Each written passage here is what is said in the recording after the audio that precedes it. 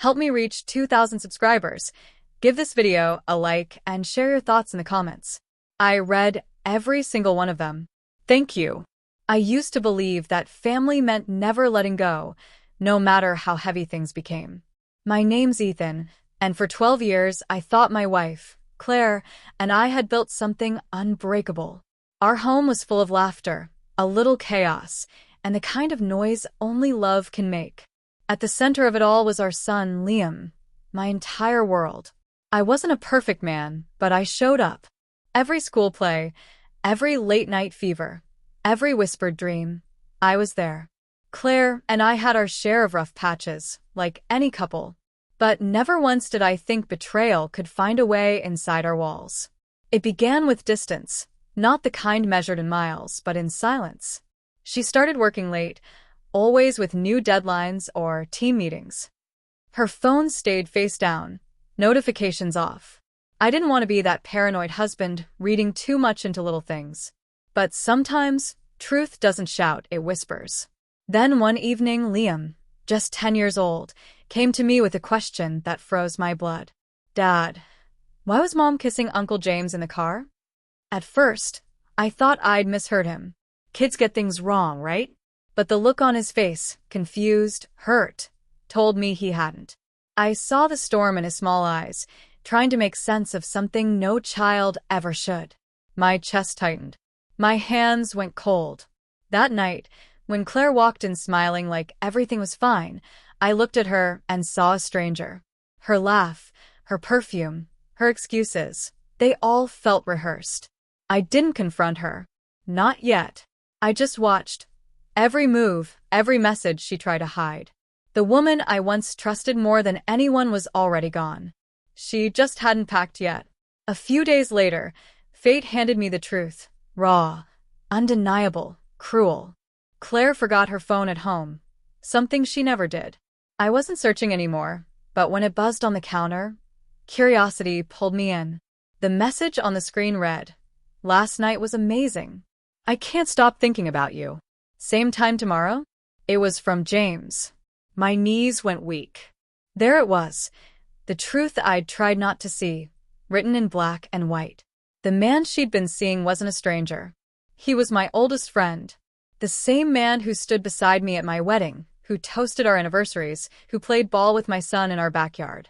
I stared at that screen until my reflection blurred. That's what betrayal feels like.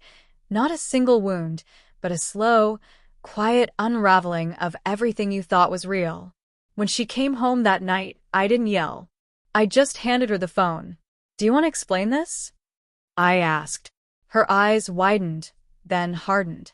"So you're going through my phone now," she snapped, twisting the guilt around like a weapon. "You've been suffocating me for years, Ethan. Maybe if you'd been the man I needed, I wouldn't have looked elsewhere."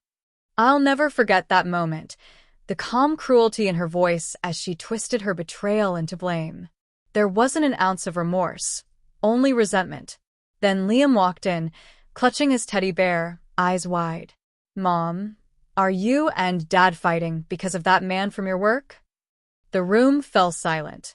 Color drained from Claire's face. She tried to speak, but nothing came out. In that instant, she realized the damage wasn't just ours. She'd broken her son, too. After that night, everything changed. She became someone I didn't recognize, short-tempered, distant, cruel. She started using Liam against me.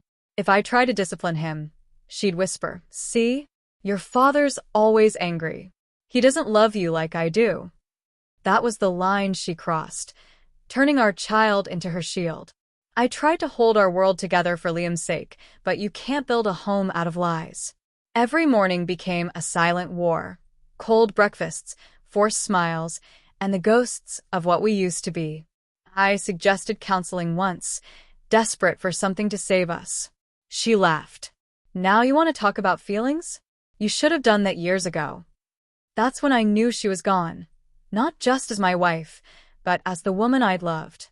She started staying out later again, barely noticing Liam or me. But she forgot one thing. Children see everything. One evening, I came home to find Liam sitting on the stairs, tears streaming down his face. He whispered, Dad, Mom told me not to tell you she's going out with Uncle James again. Something inside me broke, not in rage, but in clarity. This wasn't just betrayal between adults anymore. It was poison bleeding into my son's world. I couldn't let that continue. The next morning, I called a lawyer.